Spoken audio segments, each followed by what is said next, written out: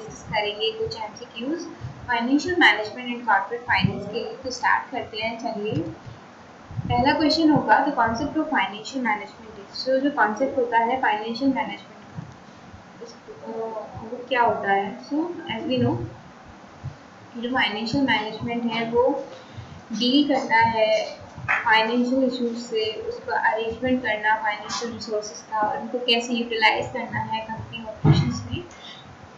All this we deal with financial management. So we have that in option B. So B is the right answer.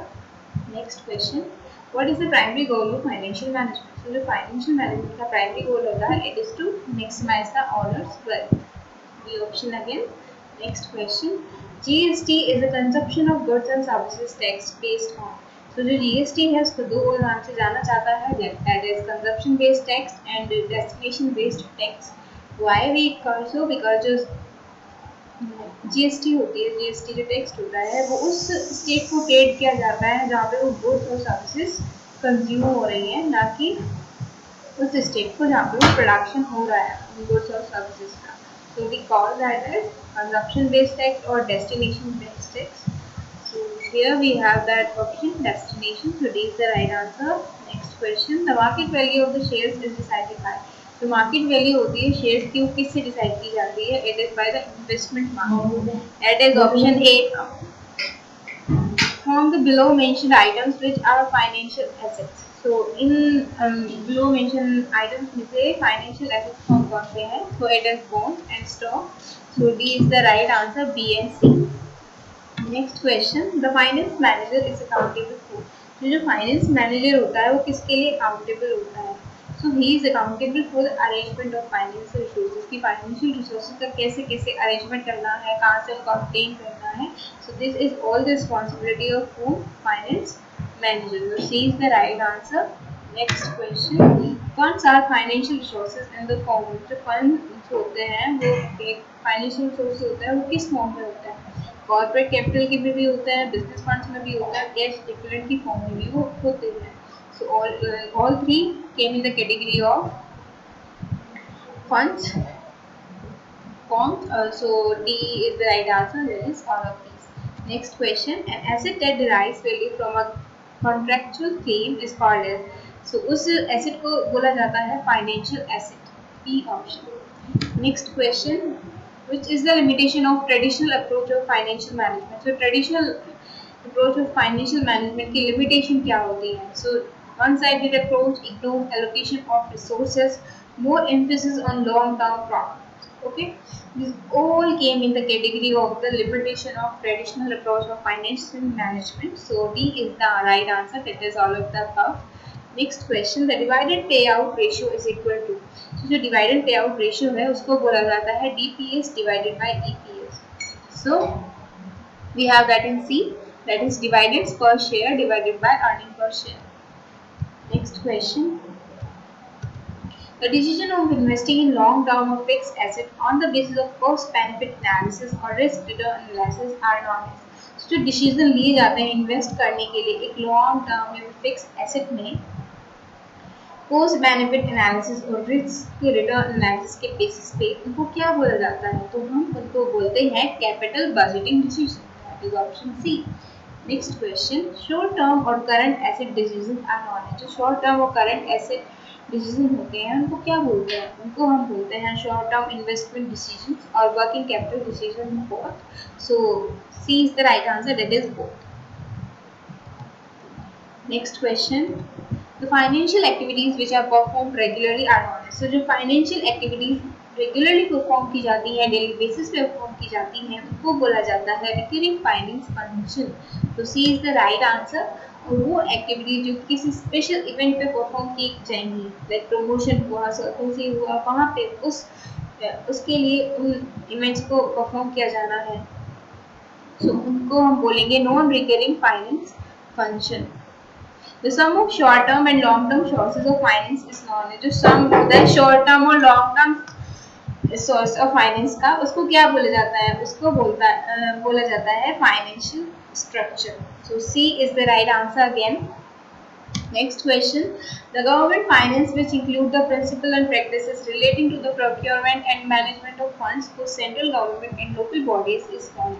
So वो government finance जो कि include करती है principal और practice किसके related procurement और funds के management के related central government and local bodies को उसको क्या बोलते हैं तो उसको बोलते हैं public finance that is option A next question business finance deals with which of the following so जो बिजनेस फाइनेंस है वो किसके रिलेटेड डील करता है so it deals with utilising funds efficiently कि फंड्स का जो यूटिलाइजेशन हो वो एफिशिएंटली हो and also for procuring funds from different sources on fair terms कि जो फंड्स का प्रोक्योरमेंट हो डिफरेंट सोर्सेज से वो फेयर टर्म्स पे हो वो इनवैलिड या फिर इनकरेक्ट वे में ना हो so both of these came in the business finance deals.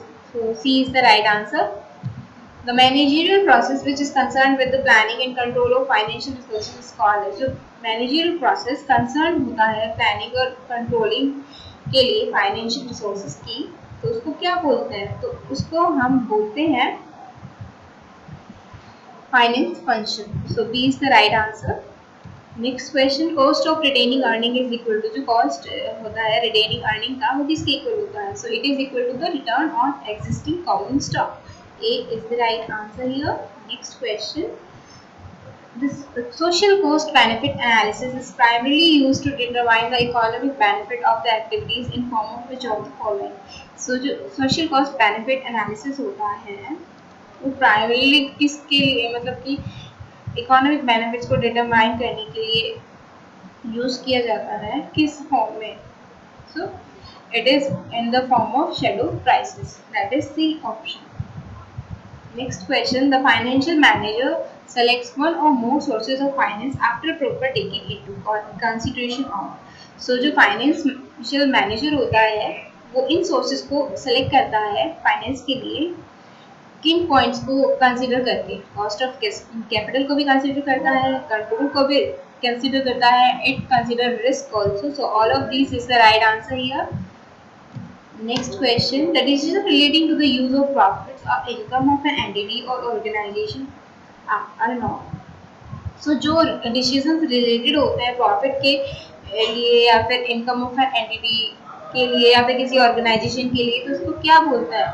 Financial decision dividend decision investment decision any of this so we call them as dividend decision okay that is option D share holders wealth increases with increase जो share holders की wealth होती है वो case के ये करके increase होती है So it is EPS market value of the firm divided and market value of the firm or market price of the equity share. So it is option C that is divided and market value of the firm. अगर ये increase होता है ये दोनों increase होते हैं तो share holder की जो wealth है वो भी increase करती है. Next question. Which of the following has net profit as basis for calculation? तो इसमें जो नेट प्रॉफिट होता है उसके बेस कैलकुलेशन के लिए क्या बेसिस होती है net present value average rate of return internal rate of return और पे back period so it is average rate of return जो कि बेसिस होता है नेट प्रॉफिट कैलकुलेशन के लिए okay that is option B next question the corporate wealth maximisation is the value maximisation tool so it is for stake holders okay Option B. Which of the following valuation method is based on going concern concept? So going concern concept पे जो based होता है वो होता है book value method. B. Next, making gifts of money, goods or time to help non-profit organization, groups or individuals. So उसको हम बोलते हैं corporate philanthropy जहाँ पे कि non-profit organization को help करने के लिए उनको money, gifts वगैरह देते हैं so D is the right answer how is the PE ratio calculated so PE ratio कैसे कैलकुलेट करते हो PE होता है price to earning ratio so इसको कैलकुलेट किया जाता है market value per share divided by earning per share so C is the right answer some important points about PE is like PE stand for price to earning as I already said PE ratio किसके लिए, मतलब major करने के लिए, किस चीज़ को major करने के लिए यूज करते हैं? So it provides the multiple that the stock market place on a company's earning. So ये वो मल्टीपल प्रोवाइड करती है जो कि स्टॉक मार्केट में प्लेस किया है कंपनीज अर्निंग के लिए। What does PE tell you? So PE क्या बताता है, ये मेजर करता है, मतलब ये रेशियो हमारे पास आ गया, इससे हमें क्या पता चलता है? सो इससे इन्वेस्टर्स को का पता चलता है कि कितना जो इन्वेस्टर है वो विलिंग है पे per unit of the companies earning, कि पर यूनिट कंपनीज अर्निंग के लिए कितना इन्वेस्टर विलिंग है पे करने के लिए। Okay, use of the PE ratio for investors. So PE ratio investor के लिए कैसे हेल्प करता है? So it helps investor decide whether a company shares are over priced और अंडर प्राइस्ड। ओके, कि जो इन्वेस्टर है उसको पीई रेशियो से ये पता चलता है कि जो कंपनी के रेशियो जो शेयर्स हैं वो ओवर प्राइस जा रहे हैं या फिर अंडर प्राइस्ड है। Okay, and therefore it helps him so कि इनकी कैसे उसको ये खरीदना है या नहीं खरीदना है। सो जो पीई रेशियो है वो उसको इस के लिए में हेल्प करता है डिसाइड करने में भी। हाई पीई रेशियो सजेस्ट, सो जो हाई, अगर पीई रेशियो हाई है किसी कंपनी का तो क्या बताएगा? सो इट सजेस्ट कि जो कंपनी के जो शेयर हैं उनकी बहुत ओवर प्राइस्ड है, ठीक है। और ये it also indicates the growth of the company, की जो कंपनी है वो ग्रो कर रही है। Okay, next question. A project whose acceptance does prevent or require the acceptance of one or more alternative project is referred to as. So we call that project as an independent project. Next question. Which of the performance evaluation method takes into consideration tax effects? So it is economic value method, जो कि इसको consider करता है tax effect method को। Next question. When economic value added is used as the performance measure, value is only created if the after tax operating income exceed. So what it is? It is called as cost of investing capital. That is option A. Okay. A capital investment is one that has the prospect of long-term benefit, has the prospect of short-term benefit, is only undertaken by large corporations or applies on the investment in fixed assets. So what it is? जो capital investment होती है उसका जो prospect होता है इस for long term benefit, okay, short term के लिए नहीं होता या फिर लार्ज कॉर्पोरेशन के लिए नहीं होता, ना वो फिक्स्ड एसेट के लिए, it is for long term. ठीक है, तो ये is the right answer. Next question. So we have some important points to discuss here. जो कैपिटल बजट होता है वो किससे एसोसिएटेड होता है? It is associated with long term assets. Okay, remember this points also. CAPM stands for, जो CAPM है उसको उसका एक्रोनियम होता है कैपिटल एसेट प्राइसिंग मॉडल। तो CAPM का एक्रोनियम क्या होगा? It stands for capital asset pricing model. Okay, financial management came into existence, जो फाइनेंशियल मैनेजमेंट है वो एज अ सेपरेट फील्ड कब एग्जिस्टेंस में आया था? सो it is by 20th century। Okay, remember these. Long period of bond maturity leads to more pricing, so that आपका loan की maturity period long है, so what it leads to? It leads to more price change. Okay, the cost of capital is also called a hurdle rate. जो cost of capital होता है उसको hurdle rate भी बोला जाता है। Beta measures market risk. So जो beta होता है वो क्या मेजर करता है? वो मार्केट रिस्क को मेजर करता है।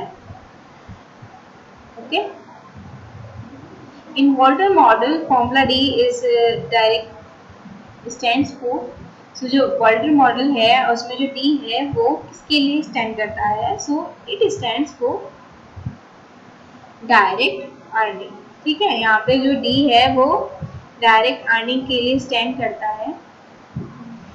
यहाँ पे cost of retain earning, as we I think discussed already, It is equal to the return of existing common stock. Okay, I think I missed this here. Next some points.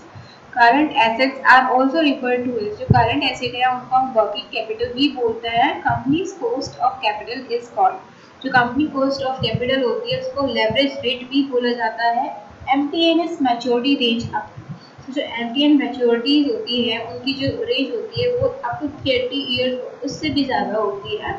Book value of asset जो book value होती है asset की उसमें क्या क्या include होता है उसमें फिक्स्ड एसेट आता है करंट एसेट और इंटेंजिबल एसेट तीनों आते क्या क्या fixed asset current asset intangible asset. Thank you so much guys for watching this video. If you like this video, please subscribe my channel. Thank you.